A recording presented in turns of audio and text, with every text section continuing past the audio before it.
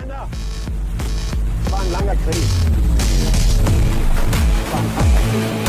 Ihr habt tapfer und stolz für euer Vaterland gekämpft.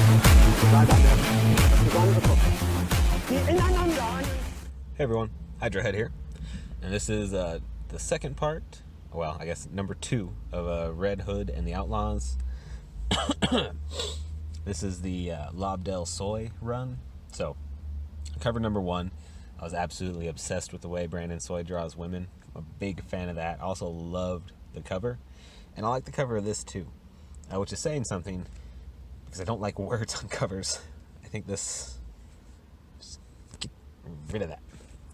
But other than that, I really like this cover. I think they've been doing some cool covers. And Red Hood has been a really, really solid comic series. So in this one, Jason is doing some stuff with the Penguin that I'm still not 100% sure about what's going on. But the other plot that's going on is is basically a carryover from the last arc, which is where Bizarro became hyper intelligent because he was taking synthetic kryptonite. And since he's Bizarro Superman, kryptonite affects him the opposite of normal Superman, and it turned him into a super intelligent entity, basically. They're weaning him off that because it's basically like a drug addiction, and it's just hurting him. And that's really what this story starts out. Well, book 1 started out with Artemis basically getting him off the drug. She goes to talk to Lex Luthor. We ended with Jason Todd basically robbing the Penguin and fleeing his boat like a boss with no issues whatsoever. So what this one starts off is right back with Jason. He's still stealing the money, and he's throwing down some some serious moves, rocking these people's faces. And so, like, Jason uses a gun. Jason's also part of the Bat family. So Bat family doesn't kill. Obviously, Jason Todd used to be all for killing. So I like the fact that whenever he's using his gun, he's always using it for non-violent stuff, like shooting guns out of people's hands or as a distraction or something like that. It's an interesting way to make use of a gun in a comic. Also, the dynamic panels are pretty sweet. So while he's fighting, Penguin shows up, Mr. Cobblepot. And this is what I mean by I really don't know what's going on. Jason Todd makes some comment about if the Penguin's going to work for him, he deserves a little bit of his money. The Penguin starts laughing and is like, "You're going to try and push me with my own money, boy?" And then when he stops laughing, he realizes Jason's gone, and he gets all mad. Don't really know what's happening with that part of the story, but I'm fine with that. We then jump back over to Artemis's section of the story, and we're in a flashback here. We're back when she was an assassin. And oh my god, do I love the way Lobdell has Lex Luthor right in this little scenario right here. So, before Artemis fixed her shit, she was just an assassin. She's an Amazon, of course. And Soy is doing a pretty good job on the women here. But she's flashing back to the last job she did for Lex Luthor, where she killed some guy. And after it's all said and done,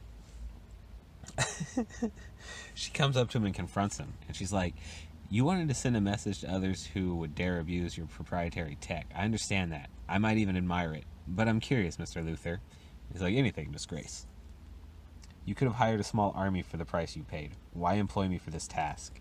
And he turns and he smiles and points at her, and it's just like, "Because I've never owned an Amazon before, Artemis, even a third-rate one such as yourself." Oh man. Oh. And this is like 20 years later, and she's still thinking about that savagery. Man, I love that. And it doesn't get any worse. Like, Luthor just gets better and better.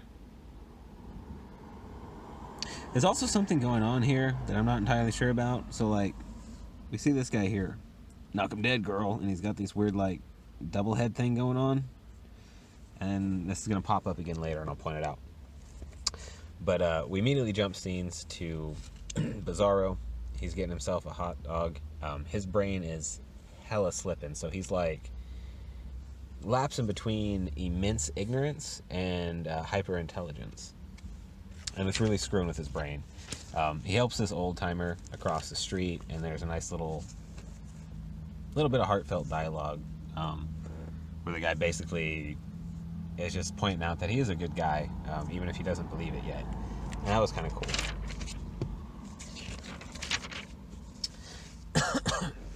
After helping the guy, his brain really just finally basically starts to fail, and he forgets everything. He forgets who he is, where he is, everything. We then jump back to Jason. Yeah, back to Jason, and he's again talking to somebody from the last book. Very, very fine somebody from the last book. And he's discussing this envelope that this girl's grandmother gave him. He asks if she looked inside. She makes a comment suggesting that she did, and that's pointless to ask. And then that's when he gets a call from Bizarro. It's a very vague call, but of course Jason rises to it and goes out to meet him, and then we jump back to Luther. And the savagery doesn't stop. So she essentially wants Lex to fix what's wrong with Bizarro, because Lex Luthor created Bizarro, and she thinks he cares about him because he agreed to let Bizarro stay with them, and she took that as a sign of care. And he was like, no.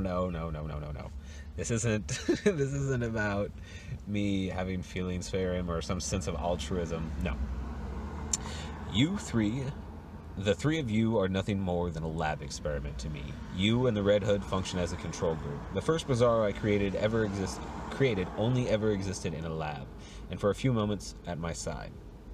All the while, there's a bunch of panels going around showing all the past with Bizarro and the Red Hood. But the three of you playing house have shown me more potential in my creation than I could have ever imagined. At the end of the day, though, you are all just rats in a cage. And that absolutely crushed Artemis. And what she replies is, that's the thing about lies, Mr. Luthor. After a while, you start to believe them. And then she storms off. And then we get this scene where he says, like father, like son. And he's looking down at some massively ripped dude going into a machine. And, it kind of looks like Bizarro, but his face and skin isn't fucked up enough, so I'm sure it's supposed to be Bizarro, but I wasn't sure if maybe they just drew, a really swole Todd there or not. We then jump back, find Bizarro sitting out staring at the sun. Jason finds him. Bizarro has obviously lost all of his intelligence. He's scared. He doesn't know where he is, and he apologizes to Jason for not being the person that he wants to be. And Jason says, look, you've always been the person I want you to be. Alright, sorry about that sudden and random ending. A bunch of people just showed up and started talking to me, so I had to kill it. I don't remember where I was going with that. I was kind of in the middle of something, so let me just finish this up by saying, very good book, highly recommend it. Lobdell and Soy are killing it. Lobdell and Soy are killing it. Thanks for watching Hell Hydra, baby.